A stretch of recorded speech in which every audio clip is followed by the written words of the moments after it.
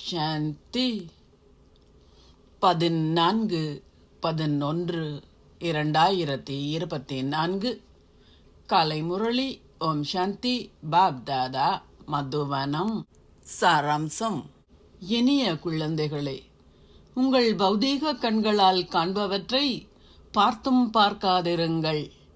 அனைத்துமே தீ பற்றி எரிய உள்ளதால் அவற்றின் மீதுள்ள உங்கள் பற்றை அகற்றுங்கள். கேள்வி: இறை அரசாங்கத்தின் எந்த மறைமுகமான பணியை பற்றி உலகில் உள்ள எவரும் அறியாதுள்ளனர்? பதில்: இறை அரசாங்கம் ஆத்மாக்களை தூய்மையாக்கி அவர்களை தேவர்களாக்குகின்றது. இது மனிதர்களால் புரிந்து கொள்ள முடியாத ஒரு மறைமுகமான பணியாகும். மனிதர்கள் தேவர்களாக ஆகும் பொழுதே நரகவாசிகளிலிருந்து சுவர்க்கவாசிகள் ஆகுகின்றனர்.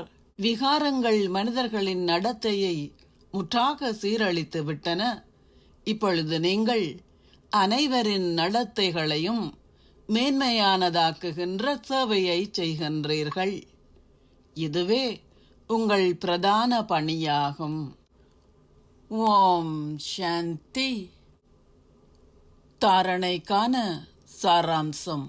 1. மாயையால் ஏமாற்றப்படுவதிலிருந்து காப்பாற்றப்படுவதற்கு எவ்வித ஆசைகளையும் கொண்டிருக்காதீர்கள். முற்றிலும் ஆசைகளை பற்றி அறியாதவர்களாக இருங்கள். 2. உலக ராஜ்யம் என்ற பரிசை வெல்வதற்கு தூய்மையே பிரதான விடயமாகும். எனவே தூய்மையாக இருப்பதற்கு உங்களுக்கு தைரியம் தேவை. நீங்கள் உங்கள் நடத்தையை சீர்திருத்த வேண்டும். ஆசீர்வாதம்.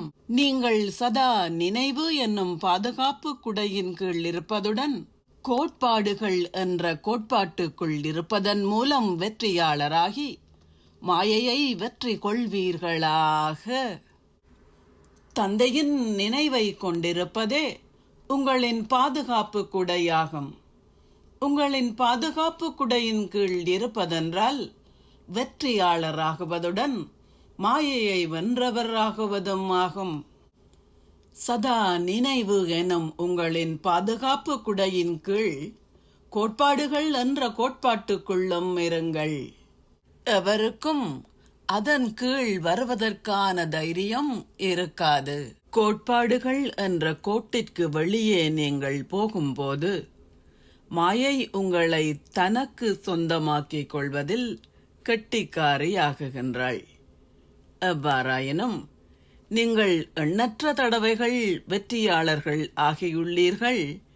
ஏனென்றால் வெற்றி மாலை உங்களின் ஞாபகார்த்தம் ஆகும். இந்த விழிப்புணர்வுடன் சதா சக்திசாலியாக இருங்கள். நீங்கள் மாயையால் தோற்கடிக்கப்பட மாட்டீர்கள். ஸ்லோகம். சகல பொக்கிஷங்களையும் உங்களுக்குள் அமிழ்த்திக் கொள்ளுங்கள். நீங்கள் தொடர்ந்தும் நிறைந்திருப்பதை அனுபவம் செய்வீர்கள். ஓம் சாந்தி. நன்றிகள் பாபா.